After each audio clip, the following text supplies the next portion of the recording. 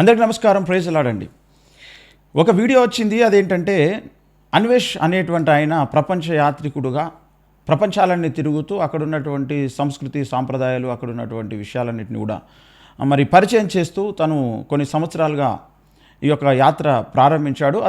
అతడు తన పని ఏదో తాను చేసుకోకుండా ఈనాడు క్రైస్తవుల మీద పడి, ముఖ్యంగా పాస్టర్ల మీద పడి ఇష్టం వచ్చినట్టుగా మాట్లాడుతూ ఉన్నాడు. మేబీ ఇతడు కూడా ఏదో మతోన్మాదులతో చేతులు కలిపి సోషల్ మీడియాలో ఈనాడు అనేక మంది బద్నాం చేస్తున్నారు కదా.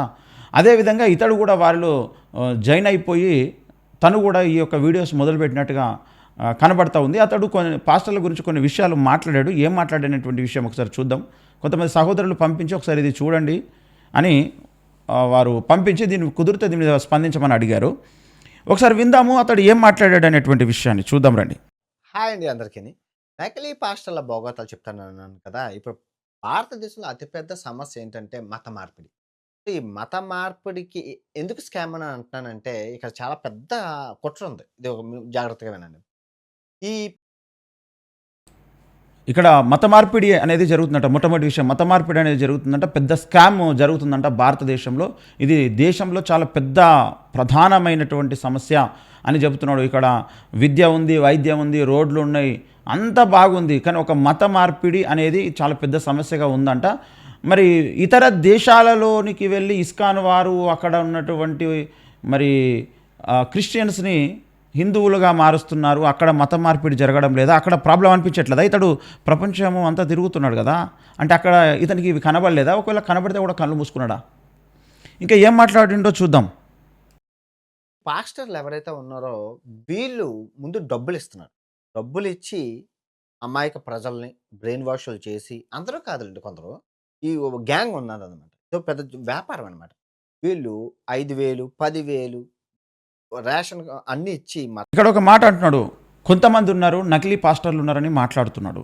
ఆ నకిలీ పాస్టర్లు ఎవరో 5,000, 10,000 ఇచ్చి రేషన్ ఇచ్చి ఎవరిని మతం మార్చారో వాళ్ళు నిజంగా నకిలీ పాస్టర్సో కాదో అది మనం చూద్దాము. ఈ 5,000, 10,000 ఇచ్చి రేషన్ ఇచ్చి మీరు మతం మారండి అని ఎవరికి చెప్పారు? అలా నీకు ఎంతమందికి తెలుసు? నీకు ఎంతమంది తెలుసు అన్వేష్? నీ దగ్గర అలాంటి లిస్టు కానీ చిట్టా కానీ ఏదైనా ఉంటే నువ్వు తెలియజేస్తే బాగుంటుంది సభ్య సమాజానికి అందరికి కూడా. 5,000, 10,000 ఇచ్చారు, రేషన్ ఇచ్చారు అని అబద్ధాలు మాట్లాడకు, అసత్యాలు మాట్లాడకు. నీవు ప్రపంచం ఏదో తిరుగు, లేదంటే నువ్వు ఒక కయ్యనులాగా దేశ దిమ్మరివైపోతావు చెప్తున్నా. నిజంగానే నువ్వు నకిలీ పాస్టర్లు అనే టైటిల్ పెట్టి నిజమైన సేవ చేస్తున్న పాస్టర్లను కూడా తిడుతున్నావు. ఇది సరైన విధానం కాదు. ఒకవేళ నిజంగానే 5,000, 10,000 ఇచ్చి నిజంగానే మతం మారిస్తే వాళ్ళ వివరాలు పెట్టు, వాళ్ళ వివరాలు తెలియచేయి అందరికీ.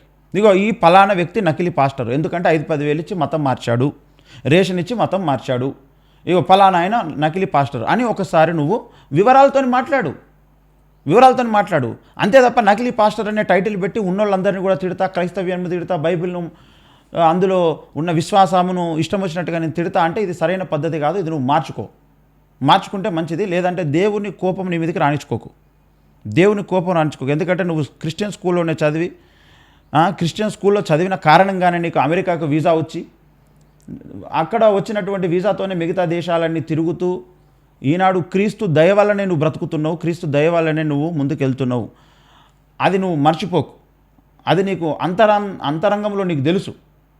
ఈనాడు అందరి మెప్పు పొందాలి, మెజారిటీ ఉన్నటువంటి వాళ్ళ యొక్క వ్యూస్ నాకు రావాలనేటువంటి ఉద్దేశంతో ఈనాడు కొంతమంది పనిగట్టుకొని మరి యొక్క సంఘ్ పరివార్ లాంటి వాళ్ళు క్రైస్తవులను కొట్టడము, చంపడము అనేది ఇదంతా చేస్తున్నారు కనుక ఇందులో కూడా నువ్వు ఒక వ్యక్తిగా జాయిన్ అయినట్టుగా కనబడతా ఉంది. మరి మణిపూర్ అంత ఘోరంగా చేస్తే అక్కడ దాని గురించి ఎందుకో నీకు నోరు రాలేదు? ఉత్తరప్రదేశ్లో జరుగుతున్న ఈ ఘోరాల గురించి నీకు ఎందుకో నోరు రాలేదు? ఛత్తీస్గఢ్లో ఆస్తులన్నీ తీసుకొని, డబ్బులు తీసుకొని, ల్యాండ్స్ రిజిస్ట్రేషన్ చేయించుకొని, వాళ్ళ ఎడ్లు, పశు సంపద అంతా తీసేసుకొని క్రీస్తును నమ్మినందుకు, వారు సొంతంగా వాళ్ళ ఇష్టం కొద్దీ వాళ్ళు నమ్మినందుకు తరిమేస్తున్నారు ఊర్లలో నుంచి. ఇది ఎందుకు నీకు కనబడలేదు? దీని మీద నువ్వు ఎందుకు మాట్లాడలేదు? ఈనాడు 5,000, 10,000 ఇచ్చి రేషన్ ఇచ్చి మార్చారంటున్నావు. ఎవరు ఇచ్చారు, ఎవరికి ఇచ్చారు, ఎంతమందికి ఇచ్చారు? ఆ ఇచ్చిన వాళ్ళ లిస్టు పెట్టు, ప్రశ్నించడం వాళ్ళను. నిజంగా మారినోళ్ళు కూడా మరి 5,000, 10,000 ఇస్తే మారారు కదా, వాళ్ళందరికీ కూడా 10,000, 10 రూపాయలు ఇద్దాం, వాళ్ళకు రిటర్న్ వెళ్ళిపోమని చెప్దాం. 5,000 తీసుకున్న వాళ్ళు 5,000, 5 రూపాయలు ఇద్దాం వాళ్ళకు. రిటర్న్ వెళ్ళిపోమని చెప్దాం. వాళ్ళు ఎవరైతున్నారో రేషన్ ఒక బ్యాగ్ ఇస్తే ఒకవేళ వాళ్ళు మతం మార్చుకొని ఉంటే వాళ్ళకు 2 బ్యాగులు ఇచ్చి మీరు ఈ మతంలోకి వెళ్ళిపోండి అని చెప్పేసి చెప్దాం. లేదా అవతలి మతస్థులతోనే ఇప్పిద్దాం. మరి వాళ్ళు ఒకవేళ మరి మీ మతంలోనికి వస్తారటనయ్యా, మరి మీరు ఒక 5,000 5 రూపాయలు 10,000 10 రూపాయలు ఇస్తే వాళ్ళు మీ మతం పుచ్చుకుంటారట, మార్చుకుంటారట. లేదా 2 రైస్ బ్యాగులు ఇస్తే ఇంతకుముందు ఒక రైస్ బ్యాగ్కి వాళ్ళు మతం మారారు, ఇప్పుడు 2 రైస్ బ్యాగులు ఇస్తే ఇటు మారుతారు. మళ్ళీ 3 రైస్ బ్యాగ్ ఇస్తే ఇంకెటన్నా పోతారు వాళ్ళు, మళ్ళీ 4వ రైస్ బ్యాగ్ ఇస్తే ఇంకెక్కడన్నా పోతారు కదా. ఈ డబ్బులు తీసుకున్నటువంటి వాడు ఎప్పుడు మతం మార్చుకుంటూనే ఉంటాడు. మరి వాడు ఎవడు, ఎక్కడ తీసుకొని మారిండు, ఈ విషయాలు తెలియాల్సిన అవసరం ఉంది. అనవసరంగా ఆధారాలు లేకుండా ఇష్టం వచ్చినట్టుగా మాట్లాడి దేవుని ఉగ్రతను నీ మీదికి, నీ కుటుంబం మీదకి తెచ్చుకోకు అన్వేష్. నీకు సోషల్ మీడియాలో నువ్వు ప్రపంచ యాత్ర చేస్తూ అనేకము చూపెడుతూ నువ్వు ఏదో పాపులారిటీ తెచ్చుకున్నావు, డబ్బులు సంపాదించుకున్నావు. కానీ ఆ డబ్బులు నీకు క్షణం కూడా నిలబడవు. నీ పాపులారిటీ కూడా అమాంతము సర్వనాశనం అయిపోతుంది. నువ్వు జాగ్రత్తగా మాట్లాడు. పాస్టర్ల గురించి, దేవుని యొక్క సేవకుల గురించి మాట్లాడేటప్పుడు జాగ్రత్త మాట్లాడు. నకిలీ పాస్టర్లు ఎవరైనా ఉంటే వాళ్ళని బయటపెట్టి నకిలీ పాస్టర్ల ముసుగులో మాట్లాడుతూ నువ్వు నిజమైన సేవకులందరి మీద కూడా నెగిటివ్గా అర్థం వచ్చేటట్టుగా మాట్లాడుతున్నావు. నీకేదో ఈ యొక్క ఫాలోవర్స్ ఉన్నారని చెప్పేసి అది పోవడం ఒక క్షణం పట్టదు పోవడానికి. కనుక జాగ్రత్త. నోరు దగ్గర పెట్టుకొని మాట్లాడు, ఒళ్ళు దగ్గర పెట్టుకొని మాట్లాడు. నీ మాటలన్నీ, అందరి మాటలు దేవుడు వింటాడు, నీ మాటలు కూడా దేవుడు వింటున్నాడు. అనవసరంగా దేవుని ఉగ్రతకు లోను కాకు. జాగ్రత్త. మార్చి తర్వాత వాళ్ళకి ఈ బ్రెయిన్ వాష్ చేసి దశమ భాగం అంటే నువ్వు సంపాదించిన సంపాదనలో 10% మీరు విన్నారు. ప్రతి పాస్టర్ చెప్పేది చర్చిలో అదే, దశమ భాగం. వీళ్ళు పని చేయరు పాస్టర్. ప్రతి చర్చిలో ఇక ఇదే పని అంట అందరికీ. ఏంటిది? దశమ భాగం. 5-10 వేలు ఇచ్చి రైస్ ఇచ్చి ప్రతి చర్చిలో అనేసాడు. ఇప్పుడు నకిలీ పాస్టర్ల గురించి మాట్లాడేటోడు పాస్టర్లు అందరికీ ఎందుకు ముడి పెడుతున్నాడు? పిచ్చిగిట లేచిందా? అందరి పాస్టర్ల గురించి మాట్లాడుతూ మళ్ళీ నకిలీ పాస్టర్ల గురించి నేను మాట్లాడుతున్నాను అంటే నకిలీ పాస్టర్ల ముసుగులో అందరి పాస్టర్లను తిడుతున్నాడు అనమాట. అంటే ఇతడు ఈనాడు జరుగుతున్నటువంటి క్రైస్తవ్యం మీద, మైనారిటీల మీద జరుగుతున్న దాడిలో కొంతమంది ఏ విధంగా అయితే రాజకీయమైన కుట్ర, సామాజికమైన కుట్ర ఏ విధంగా చేస్తున్నారో సోషల్ మీడియా కుట్ర కూడా జరుగుతున్నది. ఆ కుట్రలో ఇతడు కూడా ఒక సభ్యుడయ్యాడని అర్థమవుతున్నది. ఇదైతే ఇంతకుముందు చాలాసార్లు వైరల్ అయినటువంటి విషయం. వాట్సాప్ యూనివర్సిటీ అనేది అయితే ఉందో అందులో ఇతడు కూడా జాయిన్ అయినట్టున్నాడు. వీళ్ళందరికీ కూడా ఒక కంటెంట్ అనేది వాళ్ళే ఇస్తారు. ఈ కంటెంట్ మీద నువ్వు ఇది మాట్లాడితే నీకు ఈ విధమైనటువంటి ప్రయోజనాలు ఉంటాయి అనేటువంటి విషయాలను వారు చెప్పగానే చాలామంది నాడు యూట్యూబ్ ఛానల్స్ పెట్టి మైనారిటీలను, క్రైస్తవులను తిట్టడమే పనిగా పెట్టుకున్నారు, దళితులను తిట్టడమే పనిగా పెట్టుకున్నారు. ఇప్పుడు అందులో ఇతడు కూడా జాయిన్ అయినట్టుగా కనబడుతుంది. ఇప్పుడు ప్రతి పాస్టరు దశమ భాగాల గురించి చర్చిలో చెబుతాడు అంటున్నాడు. అన్వేషు, నీకు తెలియదు. అన్ని చర్చెస్లో దశమ భాగాల గురించి చెప్పారు. అన్నికి ఎవరు చెప్పారు? నీ దగ్గర ఆధారం ఉందా? రెండవది, మేము నడిపిస్తున్నటువంటి చర్చిలలో ఎక్కడ దశమ భాగం గురించి చెప్పినామో ఒకసారి చెప్పు. తర్వాత అక్కడ ఉన్నటువంటి విశ్వాసులకు మేము 5-10 వేలు ఇచ్చామా? ఒకవేళ వాళ్ళు దశమ భాగం ఇష్టంతో ఇస్తే అది దేవుడు చెప్పిండు కనుక వాళ్ళు ఇస్తున్నారు. ఎంతోమంది ఇయ్యని వాళ్ళు కూడా ఉన్నారు, ఇయ్యని వాళ్ళు కూడా ఉంటారు. అవును, దానివల్ల నీకు వచ్చిన నొప్పి ఏంటి? లక్షలు కోట్లు వేరే దేవతలకు వాళ్ళు ఇచ్చుకుంటున్నారు కదా, దానివల్ల నీకు వచ్చిన నొప్పి ఏంటిది? ఒకవేళ దశమ భాగం ఇవ్వమని దేవుడు ఇచ్చిన ఆర్డర్ అది. దాన్ని ఎవరైనా పాటిస్తే దేవుడు వాళ్ళను దీవిస్తాడు. వాళ్ళు కూడా సేవకు సహకరించారనేటువంటి సంతృప్తి, దేవునికి ఇచ్చామనే సంతృప్తి వాళ్ళకు ఉంటుంది. ఎంతోమంది వాళ్ళ స్థిర చర ఆస్తులన్నీ కూడా దేవునికి ఇచ్చుకున్నారు. అది వాళ్లకు కలిగే ఆశీర్వాదం, అది వాళ్ళ ఇష్టం. అది ఇప్పుడు నీకు దశమ భాగం మీద ఎందుకు పడ్డది అంటే డబ్బులు బాగా సంపాదించి పాస్టర్లు నాకంటే ఎక్కువ సంపాదిస్తున్నారేమో అని అసూయ కనుక కలుగుతుంది. ఏంది నీకు? నేను ఇంతగానము నిద్రాహారాలు మాని ఒకటే తీరు నేను చేతిలో ఈ యొక్క మొబైల్ పట్టుకొని తిరుగుతూ ఇంత కష్టపడితే నాకంటే ఎక్కువ కూర్చున్న దగ్గరనే లేదా ఉన్న దగ్గరనే పాస్టర్లు సంపాదిస్తున్నారు అనే బాధగిట్టు ఉన్నదా ఏమి నీకు? అలా ఎవరు సంపాదిస్తున్నారు అట్లా? ప్రతి ఒక్కరు చర్చిలో చెప్తున్నారు అంటున్నారు. చెప్తే వాళ్ళు బైబిల్లో ఉన్నది వాళ్ళు చెప్పుకుంటున్నారు. నీకు వచ్చిన నొప్పి ఏంటిది? అంతగానం నువ్వెందుకు మొత్తం రెచ్చిపోయి మాట్లాడుతున్నావు? వేరే దేశంలో ఏమైనా పిచ్చుకుక్క ఇట కరిసిందా ఏంది ఇలా మాట్లాడడానికి? బుద్ధి తెచ్చుకో, మార్చుకో నీ పద్ధతిని. నీదేదో తిరుగుతున్నావు, అమ్మాయిలను ఎంటేసుకొని అమ్మాయిలను చూపెట్టుకుంటా నువ్వేదో బతుకుతున్నావు. సోషల్ మీడియాలో పడి వ్యూవర్స్ మీద డబ్బులు సంపాదించుకుంటా లక్షలు కోట్లు బతుకు. కానీ పాస్టర్ల మీదకి వచ్చినవాడంటే దేవుని యొక్క కోపం నీ మీదకి వస్తే నువ్వు ఈ యాత్రను నువ్వు కొనసాగించలేవు. జాగ్రత్త. నువ్వు దేవునితోని పాస్టర్ల గురించి మాట్లాడుతున్నావు అంటేనే నువ్వు దేవునితో పెట్టుకుంటున్నావు. చాలా జాగ్రత్త. నువ్వు అన్ని చర్చెస్ గురించి మాట్లాడినావు, అన్ని చర్చెస్ గురించి. నోరు అదుపులో పెట్టుకో, జాగ్రత్త. నీ పనేంతో నువ్వు చేసుకొని బతుకు, అంతే తప్ప ఇంకోసారి అలా మాట్లాడడానికి వీల్లేదు, మాట్లాడకు. అసలు పని చేయరు. ఏ పని చేయరనమాట. వాళ్ళు ఇచ్చే 10%తోనే వీళ్ళ జీవితాన్ని నెట్టుకొని పోతారు. వీడు ఎంత వ్యతిరేకంగా మాట్లాడుతున్నాడంటే 5,000 10,000 ఇచ్చేటోళ్ళు వీళ్ళేనట, మళ్ళీ వీళ్ళే దశమ భాగాలు తీసుకుంటారంట, వీళ్ళు ఏం పని చేయరట, చేయకుండా ఆ దశమ భాగంతోనే బతుకుతారంటున్నారు. ఇప్పుడు వీని ఏమని తిట్టాలి? బుద్ధిహీనుడు అన్న, తెలివిలేనుడు అన్న, పిచ్చుకుక్క కరిచిందన్న. ఇప్పుడు 5,000 10,000 ఇచ్చిన వాళ్ళు వీళ్ళే ఇచ్చిరు కదా, మళ్ళీ వీళ్ళు ఏం పని చేయరట, వచ్చే దశమ భాగాలతో వీళ్ళు బతుకుతారంటే ఇక అదే ఎప్పుడొస్తుంది అని చూస్తారట. మరి వీళ్ళే ఇచ్చారు కదా డబ్బులు వీళ్ళే ఇచ్చి వీళ్ళు దశమ భాగాలు ఎందుకు అడుగుతారు? ఒకవేళ అడిగితే మరి వీళ్ళు ఇంకా ఏం పని చేయకుండా ఇట్లనే ఉంటారు, వాళ్ళు ఇంకా వీళ్ళు ఇస్తేనే తప్ప ఏం తినరు ఉండరు అన్నట్టుగా అంత చీప్ చేసి మాట్లాడుతున్నాడు. ఖచ్చితంగా దయ్యం బట్టి మాట్లాడుతున్నాడు, ఇట్లా దయ్యం బట్టి మాట్లాడుతున్నాడు. సో వారికి ఒక చర్చ్ ఉంటుంది, ఇంకేం అక్కర్లేదు. వీళ్ళంతా కట్టు బానిసలుగా చేసి ఇది స్కామ్ చేస్తున్నారు. సో ఈ విషయం నేను చెప్తే దగ్గర దగ్గర కట్టు బానిసలట, కట్టు బానిసలుగా ఉండి ఇంకా వాళ్ళు ఏం పని చేయరు పాస్టర్లు. ఏడుపు చూడండి, ఇదంతా కూడా ఒక సైతాన్ ఏడుపు, ఇదంతా కూడా దయ్యం బట్టి చీకటి కమ్మితే ఇట్లనే ఉంటాయి, ఇటువంటి మాటలే వస్తాయి అన్నమాట. ఇప్పుడు డబ్బు ఎక్కువైపోయింది, కొంతమంది ఫాలోవర్స్ ఉన్నారు, పిచ్చిలేసిందిగా అందరూ ఎవడైనా ఏది చేసినా ఆఖరికి వచ్చి బైబిల్ మీద పడాలి, పాస్టర్ల మీద పడాలి, చర్చిల మీద పడాలి, క్రైస్తవ్యం మీద పడాలి. ఇదే ఫైనల్గా వచ్చి, ఎందుకంటే ఇది సైతాను కుట్ర. కొంచెం పేరే వెనుకని వస్తే వాడిని పాస్టర్ల మీదకి ఉసిగొల్పి వాళ్ళని తిట్టిపియాలి, అవమానించాలి. ఎందుకంటే ఈ లోకం సైతాన్ చేతిలో ఉన్నది కాబట్టి వానికి కోపం అన్నమాట. ఇలాంటి వాళ్ళందరినీ వాడు వాడుకుంటూ ఉంటాడు అన్నమాట.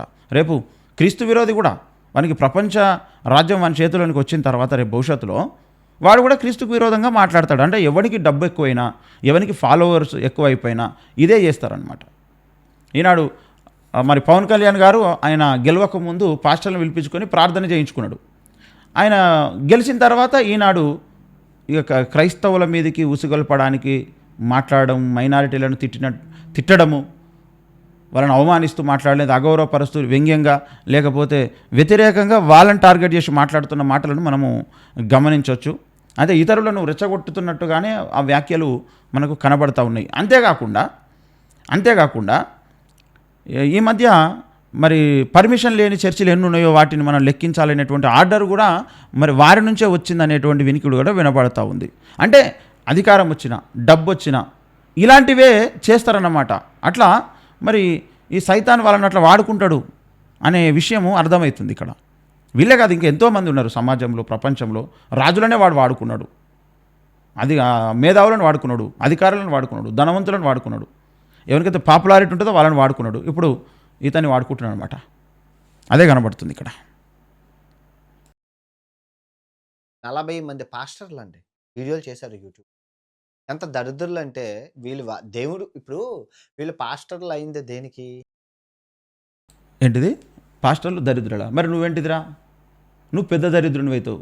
పాస్టర్లను దరిద్రులను మాట్లాడతావా? దేవుని సేవకులను పట్టుకొని, నిజ దేవుని సేవకులను పట్టుకొని దరిద్రులా? ఎవరిని గురించి మాట్లాడుతున్నావు నువ్వు?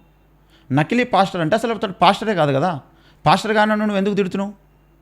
పాస్టర్ కానోని నువ్వు పాస్టర్ అనే పదంతో ఎందుకు వాడుతున్నావు? అంటే పాస్టర్ అనేటువంటి పదమును, దేవుని విషయాలను ఈ లోకంలో ప్రకటిస్తారు కనుక వాళ్ళను ముందు అవహేళన చేయాలి, సమాజంలో సొసైటీలో అవహేళన చేయాలి, ఆ పదానికి వాళ్ళకు అసలు విలువనే లేకుండా చేయాలి. ఇది సైతాను కుట్ర.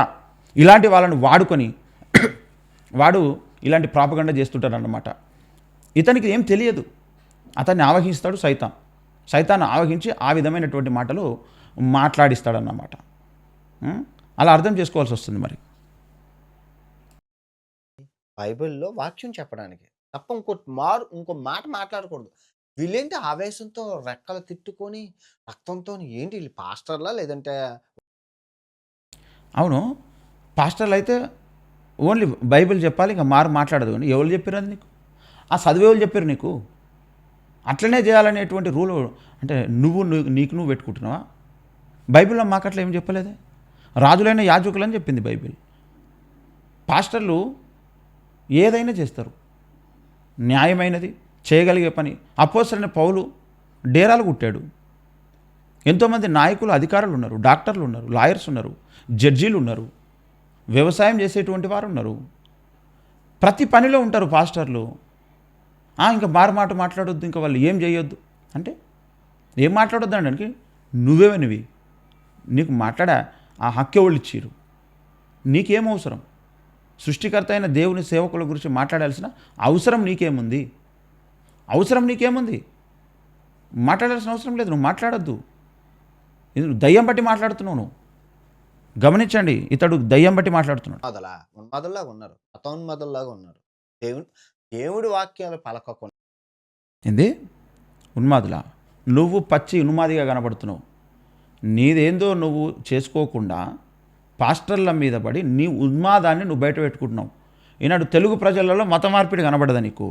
పాస్టర్లను కొట్టడము, చర్చిలకు ఆలబెట్టడం, విశ్వాసాలను కొట్టడము, ఊర్లో నుంచి వెలివేయడం, ఇది కనబడతలేదా నీకు? ప్రపంచంలో ఎక్కడైనా ఉన్నదా? ఇక్కడ ఉన్నటువంటి వాళ్ళే హిందూస్, ఇస్కాన్ వాళ్ళు వెళ్ళి ఇతర దేశాలలో వాళ్ళ మతాన్ని వాళ్ళు ప్రకటించుకుంటుంటే అక్కడ వాళ్ళు అట్లనే కొడుతున్నారా, అట్లనే వెలివేస్తున్నారా, అట్లనే చంపుతున్నారా, అట్లనే వాళ్ళ హిందూ టెంపుల్స్ను కలబెడుతున్నారా? అక్కడ జరుగుతలేదు కదా, నువ్వు తిరుగుతున్నావేమో కదా దేశాలు. మరి ఇక్కడ ఎందుకు జరుగుతుంది? సోయలేదా నీకు? దీని మీద ఎప్పుడైనా మాట్లాడినావా, ఎప్పుడైనా ఆలోచించినావా? అంటే మెజారిటీ నీకు వ్యూవర్స్ ఉన్నారని చెప్పేసి వాళ్ళని సంతృప్తిపరచడానికి పాస్టర్ల మీద బురద చల్లుతావా? ఇదా నీ సంస్కారం? దేవుడు ఒక్క దెబ్బ కొడితే నువ్వు దిక్కులేని కాడ పోయి నీకు దిక్కే ఉండదు, ఇక పాతాళం మనకి వెళ్ళిపోతావు నువ్వు. చాలా జాగ్రత్త. సృష్టికర్త అయినటువంటి దేవుడు చూస్తున్నాడు. నీ మాటలు, నీ వీడియోలు, నీ కథ కరకన జాగ్రత్త అన్వేష్, చాలా జాగ్రత్త. పిచ్చి పిచ్చిగా నా మీద నీ ఏదో డబ్బు కోసం అన్నప్పుడు డబ్బు కోసం అలా నాయన డబ్బు కోసమే కావాలంటే ఒక బెట్టింగ్ యాప్ చేస్తే నాకున్న ఫాలోయింగ్కి ₹1,00,00,000 కరెక్ట్గా. ముందు అట్లా గర్వించకు. నాశనానికి ముందు గర్వం నడుస్తుంది. దేవుడు చెప్పిండు బైబిల్లో, అన్వేషు నాకున్న ఫాలోయింగ్కి నేను 1,00,00,000 సంపాదిస్తా, డబ్బుల కొరకు చెయ్యండి. నువ్వు ఎందుకు మాట్లాడుతున్నావు? మర్యాదగా మాట్లాడలేవా? గౌరవంగా మాట్లాడలేవా? ఎందుకు ఇష్టం వచ్చినట్టుగా మాట్లాడుతున్నావు? ఎందుకు ఇష్టం వచ్చిన? ఎవరికి చెప్తున్నావు నీ 1,00,00,000 సంపాదిస్తా? అరే 1,00,000 కోట్లున్న రాజులే పీకిర్రు, సమాజంలో లేకుండా, చరిత్రలో లేకుండా పీకిర్రు. నువ్వేంది? నీ కథ ఏంది? రాజులనే, ప్రపంచ అధికారులనే గడ్డి తినిపించిండు దేవుడు. రాజులనే గడ్డి తినిపించిండు. వాళ్ళ గర్వమును అణిచి గడ్డి తినిపెట్టిండు. నీ ఏం మాట్లాడుతున్నావు నువ్వు? నాకు ఇంతమంది ఫాలోవర్స్ ఉన్నారు అనుకుంటే నేను 1,00,00,000 చంపుతాను. ఎవరికి కావాలి? దేవుని ముందు చెప్తున్నావా నువ్వు? నీ 1,00,00,000 ఎవరికి కావాలి? జాగ్రత్త. దేవుని సేవకుల గురించి మాట్లాడేటప్పుడు నోరు అదుపులో పెట్టుకొని జాగ్రత్తగా మాట్లాడు.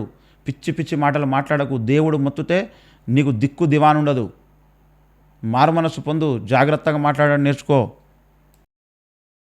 ప్రజెంట్ మార్కెట్ విలువ 40 మంది పాస్టర్లతో తిట్టించుకొని చచ్చిపోవాలని ప్రార్థన చేస్తారంట. ఒకడు మారు మనసు పొందాలని ఎందుకు నాకు ప్రార్థన నేనేం చెప్పానని? ఇప్పుడు దేశాలు తిరుగుతున్నాను కాబట్టి మొత్తం అన్ని విషయాలు కలిపి చెరుపుతున్నాడు. నా గురించి ఎందుకు ప్రార్థన చేస్తున్నాడు? 40 మంది కాదు, 4,000 మంది చేస్తారు. నువ్వు అనవసరంగా నీ నోటి దూలకు ఇష్టం వచ్చినట్టుగా నువ్వు మాట్లాడితే ఎవరు ఊరుకుంటారు? 40 మంది కాదు, 4,000 మంది చేస్తారు రేపు. ఇంకా నువ్వు అట్లనే ఇష్టం వచ్చినట్టుగా నువ్వు మాట్లాడితే ఏం మాట్లాడుతున్నావు? పిచ్చిలేసి. నేను ప్రపంచాన్ని తిరుగుతే తిరుగు. అక్కడ ఉన్న విషయాలు ఏవో చూపెట్టు, చూస్తాడు. ఇప్పుడున్న స్థితిగతులు ఏ దేశం ఏ మతంతో మారిపోయింది, ముందేమి ఉండేది, అది చరిత్ర. నేను చెప్పినా ఎవరు చెప్పినా అక్కడికి వెళ్ళి మీరు అడిగినా అదే తెలుస్తుంది. నేను తిరుగుతున్నాను, మీరు నూతిలో కప్పల్లా ఉంటారు, మీకు తెలియదు. నేను తిరుగుతున్నాను కాబట్టి అన్ని దేశాలు. ఒరే గర్విష్టి, నువ్వు అదే ఆ గర్వం తగ్గించుకో. దేవుడు మొత్తుతే కనబడకుండా పోతావు. దేవుడు మొత్తిండు అనుకో, కనబడకుండా పోతావు. నేను తిరుగుతున్నా, నూతిలో కప్పలు లేకున్నారంటే సంఘం ఉన్న దగ్గర కాపరు ఉంటాడు. నీకో దిక్కు దివాన లేకుండా తిరుగుతున్నావు. అవును, నేను తిరుగుతున్నా. ఏం తెలుస్తుంది నీకు? చరిత్ర ఈనాడు ప్రపంచంలో ఎక్కడున్నా గ్రంథాల ద్వారా తెలుస్తుంది. ఇప్పుడు నువ్వు అక్కడ లేనిది ఉన్నట్టుగా, ఉన్నది లేనట్టుగా, నీకున్న ద్వేషముతో, నీకున్న స్వార్థముతో చెబితే అది వాస్తవాలు అయిపోతాయా? నిజంగానే బైబిల్లో లేనటువంటి విషయాలు క్రైస్తవులనే ముసుగులో ఎవడైనా అన్యాయం చేస్తే దాన్ని దేవుడు అన్యాయం అంటున్నాడు. అది రాజులు చేసిన, అధికారులు చేసిన, ప్రపంచాన్ని ఏలినటువంటి నాయకులే చేసిన తప్పే. దావీదు మహారాజా ఒక తప్పు చేస్తే దేవుడు దాన్ని తప్పుగా చూపెట్టాడు. సొలొమోను తప్పు చేస్తే దాన్ని దేవుడు తప్పు అన్నాడు. ఆయన సేవకులలోనే రాజులుగా, ప్రవక్తలుగా ఉన్నవాళ్ళు తప్పు చేస్తే దేవుడు దాన్ని తప్పన్నాడు. ఎవరైనా క్రైస్తవులనే పేరు మీద ఒకవేళ వాళ్ళకున్నటువంటి అహంకారముతో, గర్వముతో, స్వార్థముతో దేవుని పేరును అడ్డుపెట్టుకొని ఏదైనా ఒక చరిత్రలో సమాజంలో గతించినటువంటి విషయాలలో అన్యాయం చేసుంటే దాన్ని దేవుని మీద, బైబిల్ మీద, క్రిస్టియానిటీ మీద ఎందుకు రుద్దుతున్నావు? అది ఆ వ్యక్తికి మాత్రమే చెల్లుతుంది. అలా చేయమని దేవుడు చెప్పలేదు. ప్రతి దాంట్లో న్యాయము అన్యాయాన్ని దేవుడు చూస్తాడు. న్యాయం మాత్రమే దేవుడు జరిగిస్తాడు. న్యాయవంతుడు దేవుడు. అంతే తప్ప క్రైస్తవులందరూ ఇట్లనే చేస్తారు, క్రైస్తవులందరూ అట్లా చేయరు. క్రైస్తవులు దేవుని నమ్మిన వాళ్ళు అట్లా చేయరు. దేవుని నమ్మినమనే భ్రమలో ఉండి ఒకవేళ అలా కొందరు చేసి ఉన్నారేమో, అది నీకు తెలుసా? తెలియకుండా ఎందుకు ఇష్టం వచ్చినట్టుగా మాట్లాడుతున్నావు? అది మాట్లాడడం సరైన విషయం కాదు. నువ్వు మార్చుకోవాలా, దిద్దుకోవాలి ఈ విషయంలో. ఏ నాగరికతలో ఏ మతం వల్ల నాశనం అయిపోయి చెప్పాను అది సైన్స్. మీరు కూడా తక్కువ తినలేదండి. ఎదవల్లా తయారయ్యారు. అది వాడు అనేది అనుకుంటే వెదవలు అంటున్నాడు. చూసినావా? పాస్టర్లను పట్టుకొని వెదవలు అంటున్నాడు. ప్రతి చర్చ గురించి మాట్లాడిండు. ఇప్పుడు ఈ విషయాలన్నీ విన్న తర్వాత అందరికీ ఏమర్థమవుతుంది? ఏమర్థమవుతుంది ఈ విషయం విన్న తర్వాత? అందరూ వెదవలా? ఏం మాట్లాడుతున్నాడు వాడు? వెదవ, వాడు పచ్చి వెదవ అవుతాడు అలా మాట్లాడాడు. ఇప్పుడు పాస్టర్లు అందరికీ పులుముతున్నాడు కదా ఇది. అంటే ఊరుకుంటారు పాస్టర్లు ఎవరు తిట్టినా ఏమనరులే అనేటువంటి ఇది బలుప. ఏంది ఇది? మంచిదేనా? సమాజంలో అంతమంది ఫాలోవర్స్ ఉంటే అంతమందికి వీడు ఏం చెప్తున్నాడు అనమాట? అంటే పాస్టర్లు విధవాలని చెప్తున్నాడా? ఇదేనా వీని సంస్కారం? బుద్ధిహీనత కదా ఇది? ఇది దయ్యం పట్టిన మాటలు కావా? దశమ భాగం కోసం స్కాము. మీరు చూసుకుంటే ఇప్పుడు రతన్ టాటా గారు నరకంకి వెళ్తారని చెప్పి మీరు చెప్తున్నారు. అవును, స్కాము అంటే ఏడుందిరా స్కామ్? అది చూపెట్టు. ఆ స్కామ్ చూపెట్టు కదా, ఆధారాలు బయటపెట్టు. స్కామ్ అన్నావు కదా, ఆధారాలు బయటపెట్టు. ఎవరెవరిని మోసం చేసిరు, ఎవరినెవరు బలవంతంగా లాక్కున్నారు, మోసం ఎవరు చేసిరు, ఎవరు స్కామ్ చేసిరు బయటపెట్టది. క్రిస్టియానిటీకి ఎందుకు రుద్దుతున్నావు నువ్వు? పాస్టర్లందరికీ ఎందుకు రుద్దుతున్నావు? ప్రతి చర్చికి ఎందుకు రుద్దుతున్నావు? రతన్ టాటా గారు పరలోకము వెళ్ళడు అని ఎవరో చెప్పారట. చూద్దాం అది కూడా. పాస్టర్ నిమిత్తం కూడా ఏ కారణాన్ని బట్టి కూడా రతన్ టాటా గారు స్వర్గంలో లేరు. వీళ్ళు ఏం చదువు సంధ్యలు ఏం ఉండట్లేదు. నాంబిషన్ గారు కోట్ వేసుకొని ఒక బైబిల్ పట్టుకొని ఇష్టాసారంగా వాడతారు.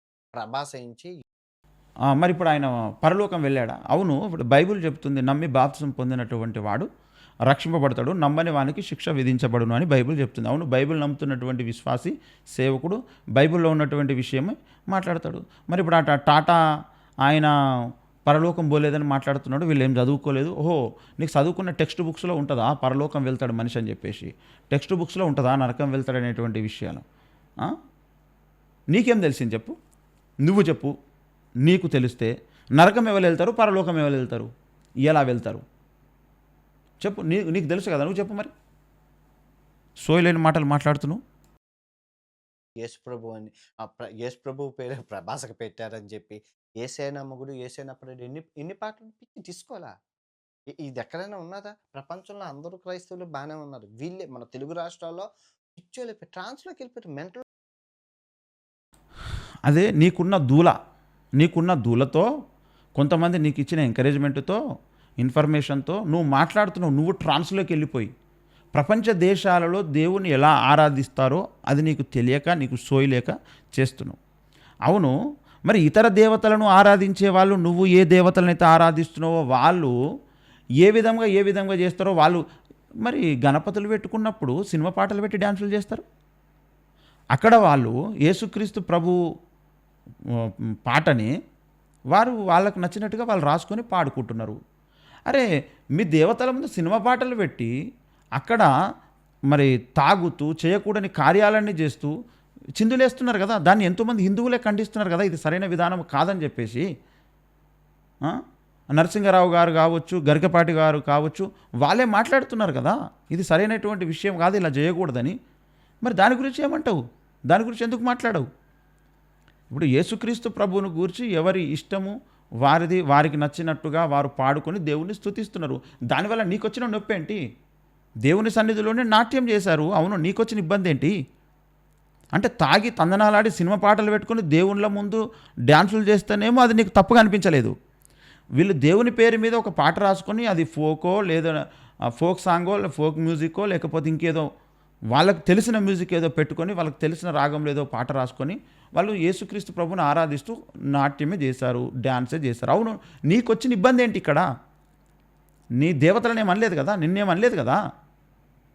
వాళ్ళు నమ్మిన దేవునికి వాళ్ళ ఆరాధన ఎట్లయినా చేసుకుంటారు. నీకు వచ్చిన నొప్పి ఏంటి ఇక్కడ? సోయి లేకుండా మాట్లాడుతున్నావు, సోయి లేనోడా. వచ్చింది ఒక్కొక్కరికి ఇష్టాసారంగా. పాత క్రైస్తవులు ఏది నా చిన్నప్పుడు ఉన్న క్రైస్తవులు అందరూ బాగానే ఉన్నారు. ఈ కొత్తగా మతం మారిన వాళ్ళు ఉంటారు కదా, క్రేజీగా పాటలు, రాయి రప్ప మొక్క వద్దు, చెట్టు బొక్క పుట్ట వద్దు, ఏటి దయాగాలావా, ఏటి పాటలేంటి అసలు? వేరే మతాల్ని దూషించి మా దేవుడే నిజమైన దేవుడు చెప్పు ప్రచారం ఎందుకు?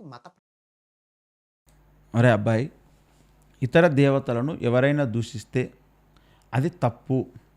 కానీ ఎవరు దూషించారు వాళ్ళ గురించి మాట్లాడు పేరు పెట్టి, అంతే తప్ప ఇష్టం వచ్చినట్టుగా నువ్వు అందరికీ రుద్దకు.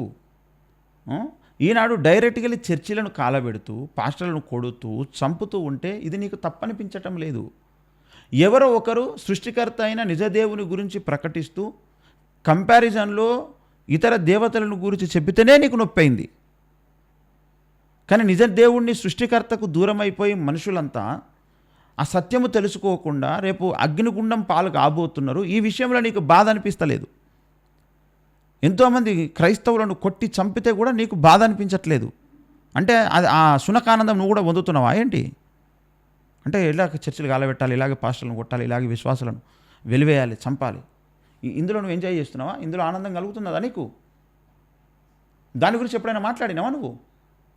అది మాట్లాడవు నువ్వు. ఎందుకంటే నీకు మత మౌఢ్యం, మత ఉన్మాదం నీకు తలకాయ నిండా నిండిపోయి అరికాల నుంచి నడినెత్తి దాకా నువ్వు మాట్లాడుతున్న మాటలుగా కనబడుతున్నాయి ఇవి. ప్రచారం ఎందుకు తెలియదు అసలు? అవసరమైంది. మీరు చూడండి, నేను ఇన్ని చర్చలు చూపించాను, దగ్గర 2 అవసరం ఏంటి అంటే నిజదేవుడు ఒక్కడే ఉంటాడు, సృష్టికర్త ఒక్కడే ఉంటాడు. మానవ జాతి అందరూ ఒక తల్లిదండ్రి పిల్లలు, వారందరికీ ఒక దేవుడే ఉండాలి. ఆయన నిజదేవుడై ఉండాలి. ఆయన మానవ జాతిని నరకం నుంచి విమోచించినటువంటి వాడై ఉండాలి. ఆయనను అందరికీ పరిచయం చేయాల్సినటువంటి అవసరం ఉన్నది.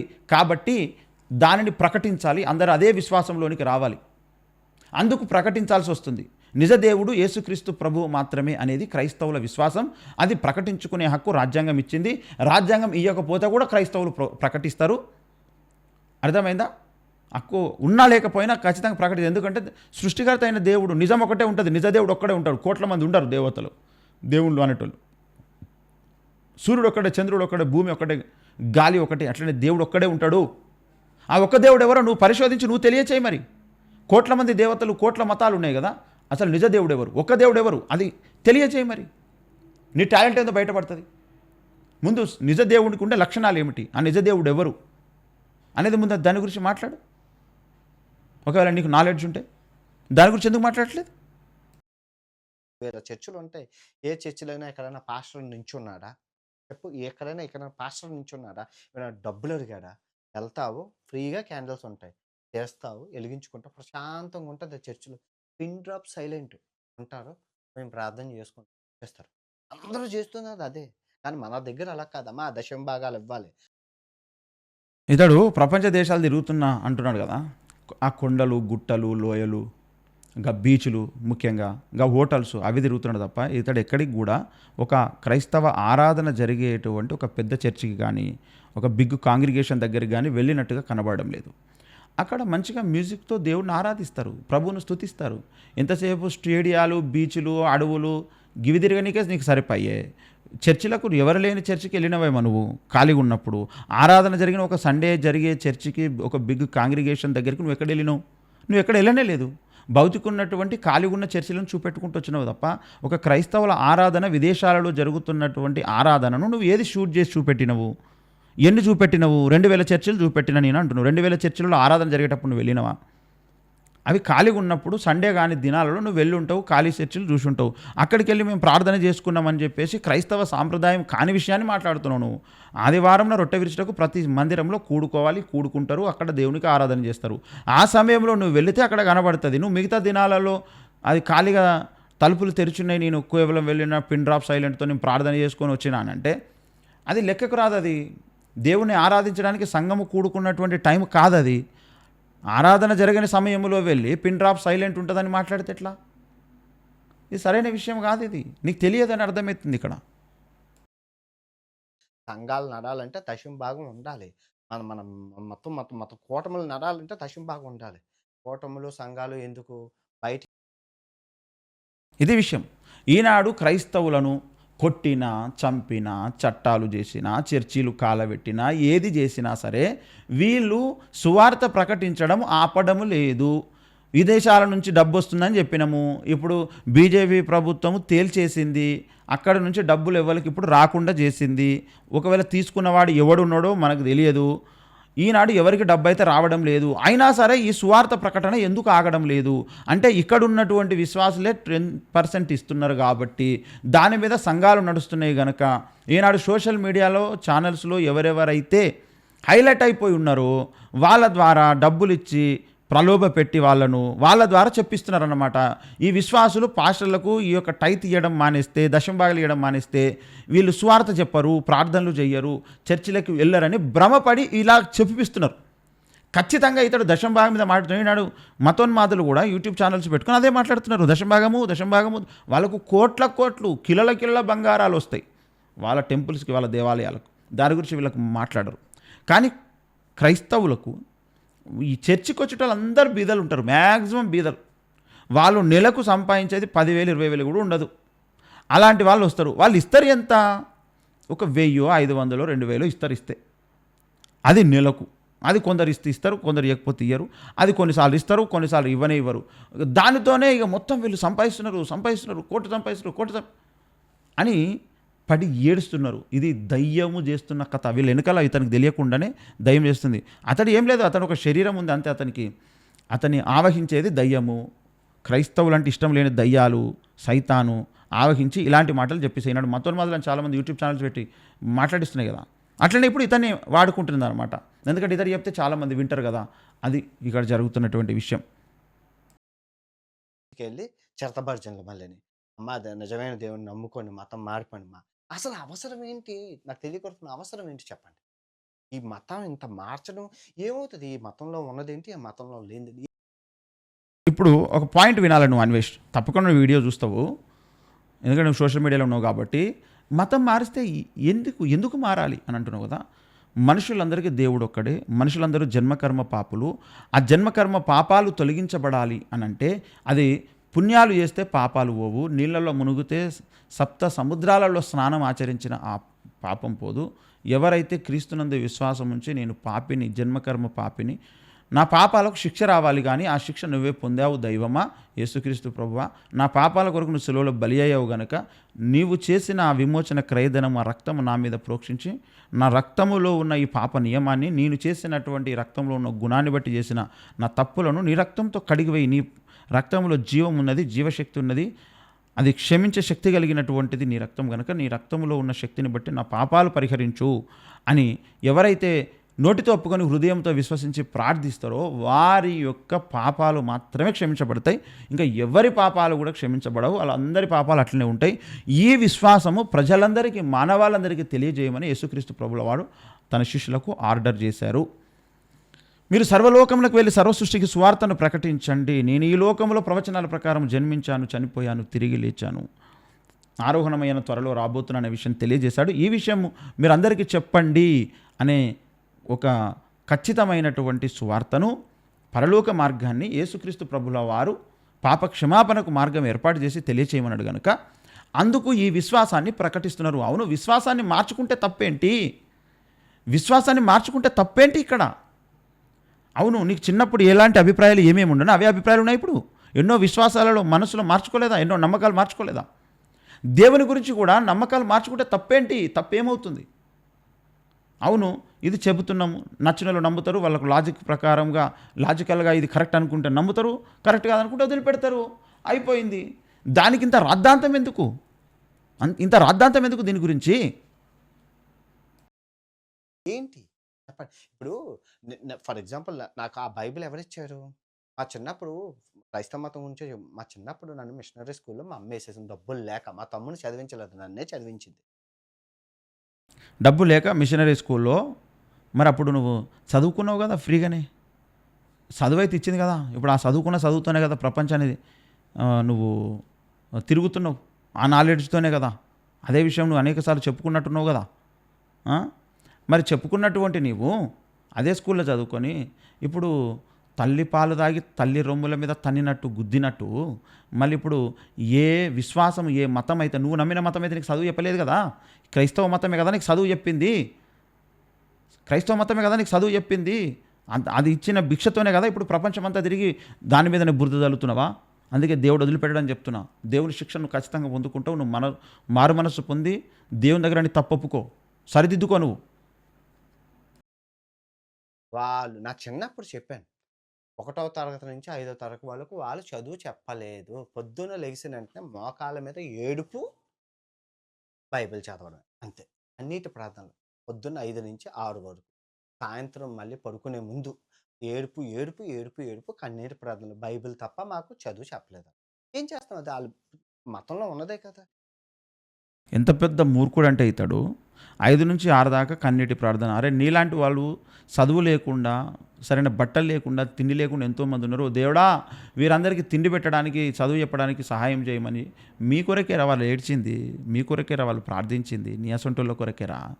ఇకపోతే 5 నుంచి 6 దాకా ప్రార్థన అయిపోయింది. మళ్ళీ సాయంత్రం ప్రార్థన ఉంటుంది. ఈ మధ్యలో టైంలో ఏం చేసిరు? నాకు 1వ తరగతి నుంచి 5వ తరగతి చదివే చెప్పలేదు అని మాట్లాడుతున్నాడు ఈ బుద్ధిహీనుడు. ఇంకా ఏమని చెప్పాలి? మరి 6 గంటల నుంచి మళ్ళీ సాయంత్రం దాకా ఏం చెప్పిండ్రు? ప్రార్థన 1 గంటనే జరిగింది కదా ప్రతిరోజు ఉదయం. సాయంకాలం 1 గంటనే ఉంది కదా. నాకు చదువు చెప్పలేదామంటావేం రా మూర్ఖుడా, అబద్ధి కూడా, మోసకారి. ఈ మధ్యలో సమయంలో ఏం చెప్పారు నీకు? 5 సంవత్సరాలు చదువు చెప్పలేదా? ఇంత పచ్చి అబద్ధాలు ఆడొచ్చా నువ్వు? ఇంత పచ్చి మోసపు మాటలు మాట్లాడొచ్చా? గింత బరితెగింప తిండి పెట్టినటువంటి తల్లిని, పాలిచ్చినటువంటి తల్లిని రొమ్ముల మీద తన్నే, డొక్కలో తన్నేటువంటి వ్యక్తిలాగున్నావు నువ్వు. 5 సంవత్సరాలు చదివితే నీకు చదువు నేర్పలేదా? ఇది నమ్మొచ్చా అండి? నమ్మొచ్చా? మీరు కింద కామెంట్ చేయండి. ఉదయం 1 గంట, సాయంత్రం 1 గంట ప్రార్థన ఉంది. ఏడ్చుకుంటే ఎందుకు? నశించిపోతున్నారు ఈ భారతదేశంలో. కులమని, మతమని విడదీసి పాలిస్తున్నారు నాయకులు. ఎంతోమందికి 3 పూట్ల తిండి లేదు, బట్టలు లేవు, చదువు లేదు. అందుకొరకని అనేక మంది మిషనరీస్ భారతదేశానికి వచ్చి చదువు నేర్పి, విద్య నేర్పి, బతుక నేర్పి, దేవుణ్ణి పరిచయం చేసి సత్యదేవుణ్ణి సరైన విధానంలో పెట్టారు. లేకపోతే ఈనాటికి అనేక గ్రామాలు ఇప్పటికీ అంటరాని వారుగా బ్రతికేటివి. అంటరానితనాన్ని రూపుమాపింది మిషనరీస్ వచ్చి నేర్పించారు. అరే ఇది తప్పురా, ఇలా చేయకండిరా, ఇది మీ దేశస్తులేరా, మీ వాళ్ళని మీరు కనీసం గౌరవించండి రాని కనీసం ఆ బ్రిటిష్ వాడు గౌరవించినట్టుగా కూడా గౌరవించలేదు కదా. అలాంటి స్థితిలో నాశనం అయిపోతున్న ఈ దేశం బాగుపడాలి అని ప్రార్థన చేయించారు దేవునికి. ఏడుస్తారు, ఏడుపులు. ఈరోజు ఏదైనా కొంతమంది వ్యూవర్స్ వచ్చారు, కొన్ని లక్షల కోట్ల డబ్బు వచ్చిందని చెప్పేసి ఎగురుతున్నావు, దుంకుతున్నావు. నువ్వు ఈ యూట్యూబ్ ఛానల్ మొదలుపెట్టడానికి ముందు నీ స్థితి ఏంటిది? నీ గతి ఏమిటి? చచ్చిపోవాలనుకున్నటువంటి నీవు ఈ మార్గం పట్టినావు కదా ప్రపంచ యాత్రకు. అంతకుముందు నువ్వు చావాలనుకునే స్థితిలో ఉన్నటువంటి వాళ్ళు నీ కొరకు ఎంతోమంది ప్రార్థించారు. అలాంటి స్థితిలో ఉన్న అనేకుల కొరకు క్రైస్తవుడు ప్రతిరోజు ఏడుస్తూ ప్రార్థిస్తున్నాడు. ఎస్, నువ్వు ఎప్పుడైనా క్రైస్తవుల గురించి ప్రార్థించావా నీ దేవునికి? క్రైస్తవులు బాగుండాలి, వాళ్ళు మంచిగా చదువుకోవాలి, మంచి ఆరోగ్యంగా ఉండాలి, వాళ్ళు మంచిగా ఉండాలి, మంచి ఉన్నత స్థితిలో ఉండాలని చేసిరా? క్రైస్తవుడు అన్ని మతాల కొరకు చేస్తాడు, హిందువుల కొరకు, ముస్లింల కొరకు కూడా చేస్తాడు. వాళ్ళు బాగుండాలి, వాళ్ళు ఆరోగ్యంగా ఉండాలి, వాళ్ళు ధనికులు కావాలి, వాళ్ళు మంచి చదువుకోవాలి, జ్ఞానవంతులు కావాలి, రక్షణ పొందాలి అని ప్రతి క్రైస్తవుడు అన్ని మతాల కొరకు, ప్రతి వ్యక్తి గురించి, భూమి మీద ప్రతి మనిషి గురించి ప్రార్థిస్తాడు. ఏడ్చుకుంటూనే చేస్తాడు. నిజమే, ఇంట్లో ఒక వ్యక్తి అనుకొని ప్రార్థిస్తాడు ఏడ్చుకుంటా. నువ్వు ఎప్పుడైనా నీ మతంలో నువ్వు క్రైస్తవుల గురించి ప్రార్థించావా? అలాంటి సంస్కారం నీకెందుకు ఉంటుంది? అలాంటి సంస్కారం నీకుందా? ఏడుస్తూ ప్రార్థిస్తా దాన్ని అవహేళన చేస్తావా బుద్ధిహీనుడా? వాళ్ళ ప్రార్థనల ఫలితమే ఈరోజు నువ్వు దీవించబడ్డావు. నువ్వు ఇట్లనే కనుక వ్యతిరేకమైన మైండ్తో ఉంటే దేవుడు నిన్ను మొత్తుతాడు. నువ్వు కనబడవు ఇంకా ప్రపంచంలో ఎవరికి. నీది ఇంకా చరిత్ర అయిపోతావు. నువ్వు బుద్ధి తెచ్చుకో, జ్ఞానం తెచ్చుకో. నీ కొరకు అప్పుడున్న టీచర్స్ కావచ్చు, అక్కడ నిన్ను ఆదరించినటువంటి వాళ్ళు కావచ్చు, వాళ్ళందరూ నువ్వు బాగుపడాలి, నువ్వు మంచిగా ఉండాలని, భవిష్యత్తు బాగుండాలని నీ కొరకు ఏడ్చి ప్రార్థించారు. వాళ్ళు నీ కన్న తల్లి అన్న నీ కొరకు ఏడుస్తూ ప్రార్థించిందో లేదో, కానీ వాళ్ళు నీ కొరకు ప్రతిరోజు 1 గంట, సాయంత్రం 1 గంట వాళ్ళు నమ్మిన దేవునికి వాళ్ళు ప్రార్థనలు చేశారు. మా పిల్లలు బాగుండాలి, మా స్కూల్ బాగుండాలి, చదువు రాని వాళ్ళు అనేక మంది చదువుకోవాలి, విద్య లేని వాళ్ళు అనేక మంది విద్య వాళ్ళకి అందాలి, ఆరోగ్యం లేని వారికి వైద్యం అందాలి, వారు ఉన్నత స్థితికి వెళ్ళాలి, వాళ్ళకి జ్ఞానం రావాలి వాళ్ళకు. ఓ సృష్టికర్తమైన దేవా, నిజ దేవుడా, నీ ఆశీర్వాదం వీళ్ళ మీద ఉండాలని వాళ్ళు చేసిన ప్రార్థన ప్రతిఫలముగానే ఈరోజు నువ్వు దీవించబడుతున్నావు. దాన్ని నువ్వు ఎదురు తన్నుతున్నావు కదా, కయ్యేనుకు పట్టిన గతి పడుతుంది నీకు. జాగ్రత్త, నువ్వు మారు మనసు పొందకపోతే దేశ దిమ్మరవై తిరుగుతావు. నీకు మనశ్శాంతి కూడా ఉండదు, మనశ్శాంతి కూడా ఉండదు. జాగ్రత్త అవినాష్, మార్చుకో. క్రైస్తవ మతాన్ని ఈ పాస్టర్లు ఎప్పుడో సంకనాకి దరిద్రం చేసేసారు. క్రైస్తవుడని చెప్పుకుంటే చాలా ఆయన పిచ్చోళ్ళ చూసేలా చేశారు ఈ పాస్టర్. దశమ భాగాల కోసం ఓన్లీ ఎన్నిసార్లు దశమ భాగము అంటున్నాడు. అంటే క్రైస్తవులకు ఫారెన్ ఫండ్ రావద్దు, పాస్టర్లకు రావద్దు. అదే తీసుకున్నాడు ఎవడో, ఇచ్చినోడు ఎవడో, అది మనకు సంబంధం లేదు. కానీ ఇక్కడ ఉన్న లోకల్ పాస్టర్లకు డబ్బులు ఉండొద్దు అసలే. వీళ్ళకి ఇండ్లు ఉండొద్దు, వీళ్ళకి చర్చిలు ఉండొద్దు, వీళ్ళకి వెహికల్స్ ఉండొద్దు. మన మహారాష్ట్రలో జల్గావ్ జిల్లాలో 6 బైకులు మొత్తం పొట్టు కొట్టి నాశనం చేసేసారండి పాస్టర్లై. అంటే వీళ్ళకి ఆస్తులు ఉండొద్దు, వీళ్ళ దగ్గర డబ్బులు ఉండొద్దు, వీళ్ళు ధనికులు కావద్దు అనే కుట్ర సైతాన్ గాంధీ. ఎందుకంటే వీళ్ళు తిరిగి సువార్త ప్రకటిస్తారు. వీళ్ళకి బైకులు ఉండొద్దు, వెహికల్స్ ఉండొద్దు, వీళ్ళ దగ్గర ధనం ఉండొద్దు, వీళ్ళు బీదలుగా ఉండాలి, వీళ్ళు చచ్చిపోవాలి, వీళ్ళు బతకొద్దు అనే కుట్రపూరితమైన ఒక దయ్యపు మనస్తత్వం కలిగినటువంటి వీడు మాట్లాడుతున్నాడు. మళ్ళీ దశంబాల కాడికి వచ్చినాడు. అంటే దశంబాలు ఇస్తే నీ ముల్లేం పోయిందిరా, నువ్వు ఇస్తలేవు కదా. భక్తులు వాళ్ళకి నచ్చింది వాళ్ళు ఇస్తున్నారు కదా, దేవుడు చెప్పిన ఆర్డర్ వాళ్ళు ఫాలో అవుతున్నారు కదా, అది నచ్చిన వాళ్ళు ఫాలో అవుతున్నారు కదా, నీకు వచ్చిన నొప్పేంటి ఇక్కడ? అరే క్రైస్తవులు ఉన్నది 2% అని చెప్తున్నారు కదరా. 2% ఉన్నోళ్ళు దశంభాగాలు ఇస్తే వాళ్ళు సంపాదించే ఎంత, వాళ్ళు ఇచ్చేటువంటి కానుకలు ఏం సరిపోతాయి, దేనికి సరిపోతాయి? ఒకవేళ దేవుడే దాన్ని వాడుకొని ఆశీర్వదిస్తుండొచ్చు.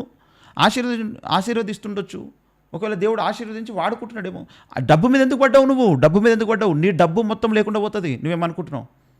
డబ్బు మొత్తానికి లేకుండా పోతుంది నీ దగ్గర. నువ్వు ఎప్పుడైతే క్రైస్తవుల జోలికి దేవుడు కొరకు వాళ్ళు చెల్లించే పరిశుద్ధమైన ధనం గురించి, పరిశుద్ధుల గురించి, సేవకుల గురించి నువ్వు ఎప్పుడైతే మాట్లాడడం మొదలుపెట్టావో, నువ్వు మారు మనస్సు పొందకపోతే ఇదే నీ నాశనానికి ముహూర్తం నువ్వే పెట్టుకుంటున్నావు. సృష్టికర్త అయిన దేవుని కోపం నీ మీదికి వచ్చి నిన్ను నామరూపాలు లేకుండా చేస్తుంది. మారు మనస్సు పొందు, దిద్దుకొని బతుకును. ఇంకొకసారి యేసుక్రీస్తు ప్రభువుని గురించి కానీ, క్రైస్తవుల గురించి కానీ, పాస్టర్ల గురించి కానీ, దశంభాగాల గురించి నువ్వు మాట్లాడకు. దశంభాగాలు కాదు దేవునికి ఇవ్వాల్సింది, ఆస్తి మొత్తం దేవునికి ఇవ్వాలి. ఆస్తి అంతా దేవుడిచ్చిందే. పుట్టుక బ్రతికే జీవనం ప్రతి దినం దేవుడిచ్చిందే. ఓన్లీ టైత్ కాదు. క్రైస్తవ్యం నేర్పించింది దశంభాగం ఏం కాదు, జీవితం అంతా ఆస్తి మొత్తం ఈమని నేర్పించింది. ఆనాటి ఆదిమ అపోస్తలులు వారు అప్పుడున్నటువంటి సంఘము వారి చరస్థిర ఆస్తులు అమ్మి వాళ్ళు బీదలకిచ్చారు, అందరు సమానంగా పంచుకున్నారు. అప్పుడున్నటువంటి స్థితిలో అనేకులకు పంచిపెట్టారు. అలా చేసినటువంటి మహానుభావులు ఎంతోమంది ఉన్నారు. అలాంటి సంస్కారం నీకుండదు, నీలాంటి వానికి ఉండదు. గనుక దిద్దుకొని మెలుగు, లేకపోతే దేవుని ఉగ్రత నీ మీదకి వస్తుంది. దశమ భాగాల కోసం మీరు చూసుకోవచ్చు. మీరు ఏమండి గుళ్ళో ఉంటుంది కదంటే దక్షిణ, సేమ్ అలాగే చర్చిలో కూడా కానుక అని ఉంటుంది. కానుక నీతులు మాట్లాడుతున్నాడు. వీడికి ఏం తెలుసండి చర్చి గురించి? వీడు క్రిస్టియన్ మిషనరీ స్కూల్లో చదువుకొని ఇంగ్లీష్ నేర్చుకొని ఈ క్రిస్టియన్ స్కూల్లో చదివినందుకే ఇతనికి అమెరికా వాళ్ళు వీసా ఇచ్చారు, లేకపోతే అతనికి వీసా వచ్చేది కాదు. ఇప్పుడు అక్కడి నుంచి ప్రపంచవ్యాప్తంగా చుట్టుకుంటూ బతుకుతున్న ఇతడు ఇప్పుడు ఆ మిషనరీలను తిడుతున్నాడు, ఆ స్టడీస్ని, ఆ చర్చిలను తిడుతున్నాడు, వాళ్ళు చేసిన సేవను తిడుతున్నాడు, ఆ విద్యా సంస్థలను తిడుతున్నాడు. ఏమనంటే ఇప్పుడు దశంభాగాల మీద పడ్డాడు. ఇప్పుడు కానుకల గురించి మాట ఏం తెలుసు ఇతనికి? క్రైస్తవ్యం అంటేనే ఏమీ తెలియదు. ఇప్పుడు బైబిల్ ఇచ్చిరు ఎవరో అన్నాడు. ఆ బైబిల్ నువ్వు చదివినావా? లేదు. ప్రతిదీ నీకు పబ్లిసిటీ కొరకు కావాలంతే. ఆ బైబిల్ని కూడా ఆఖరికి పబ్లిసిటీకి వాడుకుంటున్నావు తప్ప అది నువ్వు చదివినవా? చదివితే అందులో ఏముందో నీకు తెలుసా? ఎంతవరకు తెలుసు? నీకు ప్రాపర్గా బైబిల్ గురించే తెలియదు. ఏం మాట్లాడుతున్నావు? ఇది సరైనటువంటి విషయమే కాదు. కనుక అన్వేష్, నువ్వు ఇకనైనా మారు మనసు పొందు, దేవుడు నిన్ను క్షమిస్తాడు. లేదు నేను ఇట్లనే మాట్లాడతా అంటే నీ డబ్బు నీతో ఉండదు, నీ చరిత్ర నువ్వు కనుమరుగైపోతుంది. నువ్వు ఏదైతే కలలు కంటున్నావో నీ కలలు నీరైపోతాయి. జాగ్రత్త. నువ్వు ఎందుకంటే సృష్టికర్త అయిన దేవునితో పెట్టుకుంటున్నావు, సృష్టికర్త అయిన దేవుని సేవకులతో పెట్టుకుంటున్నావు. దేవుని సేవకులను గురించి మాట్లాడినోడు దేవుని కనుగుడ్డును ముట్టుకున్నవంతో సమానం. దేవుడు వదిలిపెట్టడు. ఒకవేళ నీవు చేసిన ఈ తీవ్రమైన వ్యాఖ్యలను గురించి దేవుడు ఒకవేళ నీకు కొంత అవకాశం ఇవ్వచ్చు. ఆ ఇచ్చిన సమయంలో అవకాశంలో నువ్వు దిద్దుకొని మారు మనసు పొందితే మంచిది. లేదు నేను ఇట్లనే ఉంటా, నా స్టాండ్ ఇదే అంటివా, దేవుని ఉగ్రత దినం ఉంది సుమా. ఒకవేళ లేటే కావచ్చు, తొందరనే కావచ్చు, కానీ నీ పరిస్థితి చాలా దారుణమైపోతుంది. అలాంటి దేవుని ఉగ్రతకు లోను కాకముందే సరిదిద్దుకో. అవసరమైతే బైబిల్ అంతా ఒకసారి చదువు మంచి మనసుతోని. బైబిల్లో ఏముందో నాకు అర్థం చేయించేసు ప్రభువా అని మంచి మనసుతో చదువు. దేవుడు ఒకవేళ నీ కళ్ళు తెరిపిస్తే నీకు రక్షణ దొరుకుతుంది. ఈ లోకంలో ఉన్న వ్యూవర్షిప్ కంటే, ఈ లోకంలో ఉన్న ధనము కంటే, ఈ లోకంలో ఉన్న పేరు కంటే రక్షణ విలువైంది. నరకం తప్పించుకోవడం విలువైంది. పరలోకం వెళ్ళడం విలువైంది. అది యేసునందు విశ్వాసం ఉంచి నమ్మి బాప్తిసం పొందినటువంటి వారికి మాత్రమే దక్కే గొప్ప మహద్భాగ్యం. అది లేకుండా ఈ లోకంలో ఎంత ధనమున నువ్వు వదిలిపెట్టుకొని వెళ్ళిపోవాల్సిందే ఒకరోజు సమాధులకు, కాట్లోకి. ఈ లోకంలో ఎంత పేరున్నా ఏం చేసుకోలేవు. రేపు నరకంలో పడ్డ తర్వాత నీ పేరేం పనికిరాదు, నీ ధనం ఏం పనికిరాదు, ఈ వ్యూవర్షిప్ ఏం పనికిరాదు. ఈ పంచభూతాలే లయమైపోయిన తర్వాత ఈ క్లౌడ్ మెమరీ ఉండదు, నీ యూట్యూబ్ ఛానల్ ఉండదు, ఏది ఉండదు. ఇవన్నీ సర్వనాశనం అయిపోతాయి. మొత్తం ఈ లోకమే సర్వనాశనం అయిపోతుంది. పంచభూతాలు ఆకాశం చాపలాగా చుట్టబడుతుంది, మొత్తం కాలిపోతాయి. అప్పుడు నీ నీ వ్యూవర్స్ ఉండరు, నీ కోట్ల డబ్బు కూడా ఉండదు. ఎప్పటికీ నిత్యత్వం ఉండేది పరలోక రాజ్యం. పరలోక రాజ్యంలో ఉండేటువంటి దేవుని సంఘము, దేవుడు. అక్కడ దేవుడిచ్చే ఆస్తి తప్ప ఇక్కడ ఉండేది శాశ్వతం కాదు. ముందు ఇది నువ్వు తెలుసుకొని పాస్టర్ల మీద, చర్చిల మీద, బైబిల్ మీద, మిషనరీస్ మీద, మిషనరీ స్కూళ్ళ మీద మాట్లాడడం మానేసేయి ఫస్ట్. అది నీకు మంచిది. ఇంకా నువ్వు ఇట్లనే రెచ్చిపోయి మాట్లాడుతా చేస్తా అంటే కనుక నువ్వు శాపము కొని తెచ్చుకుంటావు. అది కూడా అందరికీ కనబడుతుంది త్వరలో. కనుక జాగ్రత్త అని చెప్తున్నా. క్షణాలు ఉంటాయి. గుళ్ళతో కంపేర్ చేయక దయచేసి. గుళ్ళలో దక్షిణ శతకోపం నువ్వు హిందువులో వేసుకోవచ్చు, పంతులు మళ్ళీ పెట్టాక హుండీ అనేది దేవాలయానికి చెందుతుంది. దక్షిణ అనేది పంతులకు. పంతులు ఎక్కడైనా డిమాండ్ చేశారు, ఎక్కడో ఉండొచ్చు. ఏ పంతులు అడగరు కదా. నువ్వు ఏమండి, ఇతడు మాట్లాడినటువంటి మాటలు విన్నారు కదా. మరి అతని ఫాలోవర్స్ని, డబ్బును చూసుకొని గర్వించి మాట్లాడుతున్నాడు, మతం మొదల బలం చూసుకొని మాట్లాడుతున్నట్టుగా కనబడుతుంది. ఆయన యూట్యూబ్ ఛానల్, ఫాలోవర్సు, ఈ కోట్ల లక్షల డబ్బు ఎక్కువ రోజులు ఉండవు. ఇవన్నీ కూడా సర్వనాశనం అయిపోతాయి. సర్వ పంచభూతాలే నాశనం అవుతాయి. ఆకాశం చాపలాగా చుట్టబడబోతున్నది. యేసుప్రభు రాబోతున్నాడు. సంఘం సిద్ధపడుతుంది. అతి త్వరలో సంఘం వెళ్ళిపోతుంది యేసయ్య దగ్గరికి. ఈనాడు మరి ఇలా మాట్లాడేటువంటి వారు మరి నాశనానికి ముందు గర్వం నడుస్తుంది, పాపం పరిపక్వై మరణాన్ని కంటుంది. వీళ్ళు ఇలాంటి తప్పుడు ప్రచారాలే చేస్తుంటే పాపము నిండే రోజు ఒక రోజు ఉంటుంది. పాపం పరిపక్వమై కనేది మరణాన్ని, నాశనాన్ని కొని తెచ్చుకుంటారు. అతడు మారు మనసు పొంది సరిదిద్దుకోవాలని కోరుకుంటున్నాం. ఎందుకంటే అతడు చదివింది మిషనరీ స్కూల్లో, మిషనరీస్ వాళ్ళకు ప్రార్థించారు, సహకరించారు, తిండి పెట్టారు, బట్టలు ఇచ్చారు, ఆదుకున్నారు, ప్రార్థించారు. అతడు ఇప్పుడు గొప్పోడు అయిపోయానని ఫీల్ అయిపోయి వాళ్ళ మీదనే తిరగబడి ఇష్టం వచ్చినట్టు తిడుతున్నాడు. బైబిల్ని ఆధారం చేసుకొని సేవ చేసిన మిషనరీస్ని, వాళ్ళ సేవలను అందరినీ కూడా అవహేళన చేసి మాట్లాడుతున్నాడు. ఏమనంటే టైటిల్ నకిలీ పాస్టర్లు, కానీ క్రైస్తవులందరికీ, పాస్టర్లందరికీ వర్తించే మాటలే తను మాట్లాడి తిడుతున్నాడు. ఎందుకంటే ప్రతి చర్చిని ఇన్వాల్వ్ చేశాడు కాబట్టి, ప్రతి సేవకుని కూడా ఇన్వాల్వ్ చేశాడు. మళ్ళీ నకిలీ పాస్టర్లు అంటున్నాడు. వాళ్ళు ఎవరైనా ఉంటే అతడు డీటెయిల్స్ పెట్టి మాట్లాడాలి. దాన్ని అందరూ ఖండిస్తారు, పాస్టర్లు కూడా ఖండిస్తారు ఒకవేళ అది తప్పైతే. అంతే తప్ప ఇష్టం వచ్చినట్టుగా నోటికి వచ్చిందల్లా వాగి పబ్లిసిటీ కొరకు మళ్ళీ ధనం ఆసక్తి నాకు లేదు, ధనం అంటే పిచ్చి లేదు అని చెప్పుకుంటూ మళ్ళీ ధనం సంపాదించడం కొరకు ఇవన్నీ చేయడం అనేది ఘోరమైనటువంటి విషయం. ఇది ఎవరి హృదయం ఏంటిదో దేవునికి తెలుసు. దానికి తగినట్టుగా దేవుడు తప్పక తీర్పు తీరుస్తాడు, పరిష్కారం చూపెడతాడు. అంతవరకు మనం అందరం కూడా చూద్దాం దేవుడు ఏ విధమైనటువంటి తీర్పు తీరుస్తాడు ఎవరికి అనేటువంటిది చూద్దాము. అది దేవుని చేతిలో ఉంది. గనుక అందరూ ఒక రోజు ఈ లోకాన్ని వదిలిపెట్టాల్సిందే. యేసుప్రభుల వారు త్వరలో రాబోతున్నారు. గనుక ఆయన యందు విశ్వాసం ఉంచి సృష్టికర్త అయిన దేవుడు ఆయననే గనుక నమ్మి బాప్సం పొందుతా, రక్షణ పొందుతారు. లేదంటే నరకం గతి అవుతుంది. నరకం నుంచి తప్పించబడాలనేదే క్రైస్తవుని యొక్క ప్రయాసం. లేదండి మాకు అవసరం లేదంటే ఎవరిష్టం వారిది. రేపు భవిష్యత్తు నిర్ణయిస్తుంది, దేవుడు నిర్ణయిస్తాడు ఏం జరగబోతుంది అనేటువంటి విషయం. దీని విషయంలో మీ అభిప్రాయం ఏందో కూడా తెలియజేయండి. అందరికీ నమస్కారం. Praise the lord.